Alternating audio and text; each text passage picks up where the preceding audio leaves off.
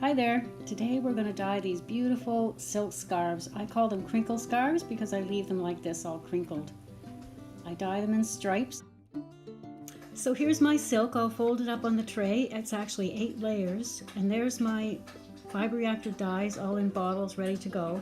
At the end of this video you'll see a link on the screen to take you to a video showing you how to make up the dyes. And you got to get your gloves on. There we go. You always wear gloves for this. It's a very messy process. So we put the dye on directly. When you turn these bottles upside down, be careful to just gently touch the silk as quickly as possible, because if you leave the bottle floating, or if you turn it too fast above the silk, it's going to spray everywhere. Basically the dye just comes out of that nozzle. It's not really, you're not really having to squeeze the bottle much to get the dye to come out. So just do it carefully. It's, as I said, it's a messy process. There will be edges, as you can see there, that where the dyes, oh, there's an example of it.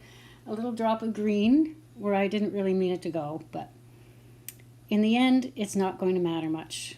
But I try to keep the stripes as contained as possible. But we do want blending. It's beautiful when the colors blend a bit. So I'm going with green and then gold. I'm going with primary colors in this one, mixing some contrasting colors. And the other thing I do is make sure you kind of tamp it down, because there are 8 layers there and you'll get bubbles and you'll end up with white spots. I don't want white spots. If you wanted white spots, that would be fine. But I push it down wherever I can, and I'll smooth it. Yeah, really push it right down. Then, because my gloves will get messy, I dip my gloves in a basin of water, which I usually have handy, because often I do that between each color.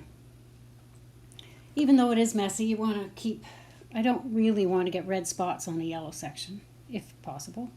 So I'm tamping that down. And then you also want to be careful to tamp down the sides.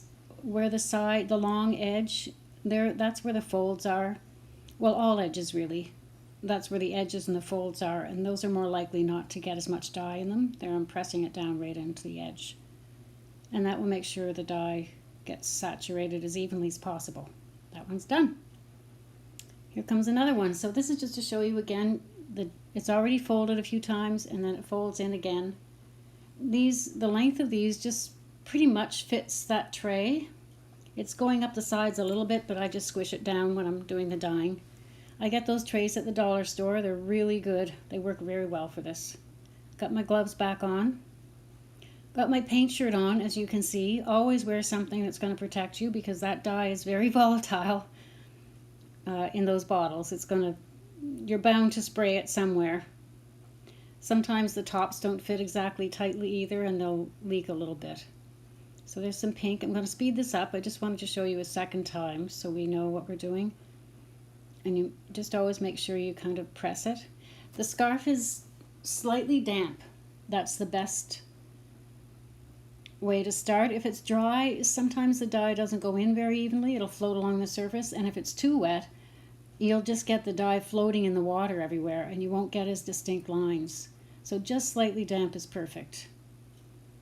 And so I'm doing a pink and brown and warm color scarf. That brown in the middle is not going to end up that dark. All of the colors will be a little lighter when it's finally rinsed and dried. And then after once you're done, you'll have all these trays. You have to have somewhere to lay them and cover them with plastic. I have these big plastic bags I put over them. Here are the finished pieces. They still look pretty messy, but once you take them out and rinse them, then while they're still a little bit damp, twist them into a skein. Leave them until they're absolutely dry, and then when you undo them, you get these amazing crinkly, sparkly colors. And then you have your crinkle scarf. Be sure to like and subscribe for more videos on how to dye silk. Thanks for watching.